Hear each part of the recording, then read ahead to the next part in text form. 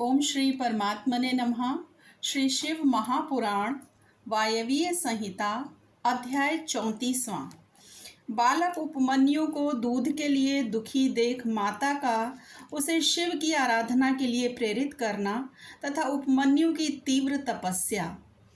ऋषियों ने पूछा कि प्रभु, धौम्य के बड़े भाई उपमन्यु जब छोटे बालक थे तब उन्होंने दूध के लिए तपस्या की थी और भगवान शिव ने प्रसन्न होकर उन्हें क्षीर सागर प्रदान किया था। परंतु शैशवावस्था में उन्हें शिव शास्त्र के प्रवचन की शक्ति कैसे प्राप्त हुई अथवा वे कैसे शिव के सत स्वरूप को जानकर तपस्या में निरत हुए। तपश्चरण के पर्व में उन्हें भस्म के विज्ञान की प्राप्ति कैसे हुई, जिससे जो रुद्राग्नि का उत्तम वीर है उस आत्मरक्षक भस्म को उन्होंने प्राप्त किया। वायुदेव ने कहा कि महर्षियों, जिन्होंने वह तप किया था वे उपमन्यु कोई साधारण बालक नहीं थे, परम बुद्धिमान मुनिवर व्याघ्रपाद के पुत्र थे।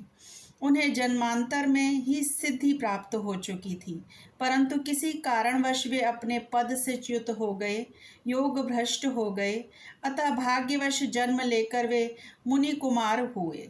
एक समय की बात है, अपने मामा के आश्रम में उन्हें पीने के लिए बहुत थोड़ा दूध मिला। उनके मामा का बेटा अपनी इच्छा के अनुसार गरम गरम उत्तम दूध पीकर उनके सामने खड़ा था। मातुल पुत्र को इस अवस्था में देखकर व्याघ्रपाद कुमार उपमन्यु के मन में ईर्ष्या हुई और वे अपनी माँ के पास जाकर बड़े प्रेम से बोले कि माता, महाभागे तपस्विनी, मुझे अत्यंत स्वादिष्ट गरम गरम गाय का दूध दो, मैं थोड़ा सा नहीं पीऊँगा। बेटे की यह बात सुनकर व्याघ्रपाद की पत्नी तपस्विनी माता के मन में उस समय बड़ा दुख हुआ। उसने पुत्र को बड़े आदर के साथ छाती से लगा लिया और प्रेम पूर्वक लाड़ प्यार करके अपनी निर्धनता का स्मरण हो आने से वह दुखी हो विलाप करने लगी। महातेजस्वी बालक उपमन्यु बारंबार दूध को याद करके रोते हुए माता से कहने लगे कि माँ, मुझे दूध दो। बालक के उस हठ को जानकर उस तपस्विनी ब्राह्मण पत्नी ने उसके हठ के निवारण के लिए एक सुंदर उपाय किया। उसने स्वयं उच्च वृत्ति से कुछ बीजों का संग्रह किया था। उन बीजों को देखकर उसने तत्काल उठा लिया और पीस कर पानी में घोल दिया। फिर मीठी वाणी में बोली कि आओ मेरे लाल। यूँ कह बालक को शांत करके हृदय से लगा लिया और दुख से पीड़ित हो उसने कृत्रिम दूध उसके हाथ में दे दिया। माता के दिए हुए उस बनावटी दूध को पीकर बालक अत्यंत व्याकुल हो उठा और बोला कि माँ, यह दूध नहीं है। तब वह बहुत दुखी हो गई और बेटे का मस्तक चूमकर अपने दोनों हाथों से उसके कमल सदृश नेत्रों को पोंछती हुई बोली कि बेटा, अपने पास सभी वस्तुओं का अभाव होने के कारण दरिद्रतावश मुझ अभागिनी ने पीसे हुए बीज को पानी में घोलकर तुम्हें मिथ्या दूध दिया था। तुम दूध नहीं दिया, ऐसा कहकर रोते हुए मुझे बारंबार दुखी करते हो, किंतु भगवान शिव की कृपा के बिना तुम्हारे लिए कहीं दूध नहीं है। भक्तिपूर्वक माता पार्वती और अनुचरों सहित भगवान शिव के चरणार विंदों में जो कुछ समर्पित किया गया हो वही संपूर्ण संपत्तियों का कारण होता है। महादेव जी ही धन देने वाले हैं। इस समय हम लोगों ने उनकी आराधना नहीं की है। वे भगवान ही सकाम पुरुषों को उनकी इच्छा के अनुसार फल देने वाले हैं। हम लोगों ने आज से पहले कभी भी धन की कामना से भगवान शिव की पूजा नहीं की है, इसलिए हम दरिद्र हो गए और यही कारण है कि तुम्हारे लिए दूध नहीं मिल रहा है। बेटा, पूर्व जन्म में भगवान शिव अथवा विष्णु के उद्देश्य से जो कुछ दिया जाता है वही वर्तमान जन्म में मिलता है, दूसरा कुछ नहीं। तो उपमन्यु बोले कि माँ, यदि माता पार्वती सहित भगवान शिव विद्यमान हैं तब आज से शोक करना व्यर्थ है। महाभागे, अब शोक छोड़ो, सब मंगल ही मंगल होगा माँ, आज मेरी बात सुन लो। यदि कहीं महादेव जी हैं तो मैं देर से या जल्दी ही उनसे क्षीर सागर मांग लाऊंगा। वायु देवता कहते हैं कि उस महाबुद्धिमान बालक की यह बात सुनकर उसकी मनस्विनी माता उस समय बहुत प्रसन्न हुई और यूं बोली। माता ने कहा कि बेटा, तुमने बहुत अच्छा विचार किया है। तुम्हारा यह विचार मेरी प्रसन्नता को बढ़ाने वाला है।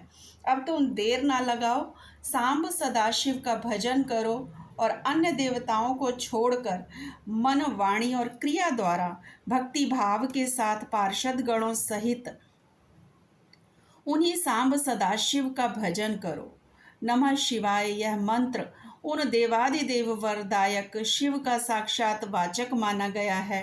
प्रणव सहित जो दूसरे 7 करोड़ महामंत्र हैं वे सब इसी में लीन होते हैं और फिर इसी से प्रकट होते हैं। यह मंत्र दूसरे सभी मंत्रों से प्रबल है। यही सबकी रक्षा करने में समर्थ है। अतः दूसरे की इच्छा नहीं करनी चाहिए। इसलिए तुम दूसरे मंत्रों को त्याग कर केवल पंचाक्षर के जप में लग जाओ। इस मंत्र के जिह्वा पर आते ही यहाँ कुछ भी दुर्लभ नहीं रह जाता। यह उत्तम भस्म जिसे मैंने तुम्हारे पिताजी से ही प्राप्त किया है, यह विरजा होम की अग्नि से सिद्ध हुआ है, अतः बड़ी से बड़ी आपत्तियों का निवारण करने वाला है। मैंने तुम्हें जो पंचाक्षर मंत्र बताया है उसको मेरी आज्ञा से ग्रहण करो। इसके जप से ही शीघ्र तुम्हारी रक्षा होगी। तो वायु देवता कहते हैं कि इस प्रकार आज्ञा देकर और तुम्हारा कल्याण हो ऐसा कहकर माता ने पुत्र को विदा किया। मुनि उपमन्यु ने उस आज्ञा को शिरोधार्य करके ही उसके चरणों में प्रणाम किया और तपस्या के लिए जाने की तैयारी की। उस समय माता ने आशीर्वाद देते हुए कहा कि सब देवता तुम्हारा मंगल करें। माता की आज्ञा पाकर उस बालक ने दुष्कर तपस्या आरंभ की। हिमालय पर्वत के एक शिखर पर जाकर उपमन्यु एकाग्र चित्त हो केवल वायु पीकर रहने लगे। उन्होंने 8 ईंटों का एक मंदिर बनाकर उसमें मिट्टी के शिवलिंग की स्थापना की।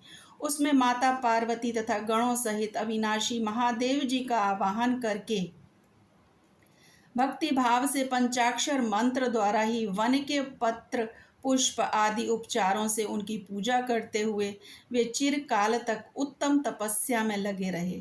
उस एकाकी कृशकाय बालक द्विजवर उपमन्यु को शिव में मन लगाकर तपस्या करते देख मरीचि के शाप से पिशाच भाव को प्राप्त हुए कुछ मुनियों ने अपने राक्षस स्वभाव से सताना और उनके तप में विघ्न डालना आरंभ किया।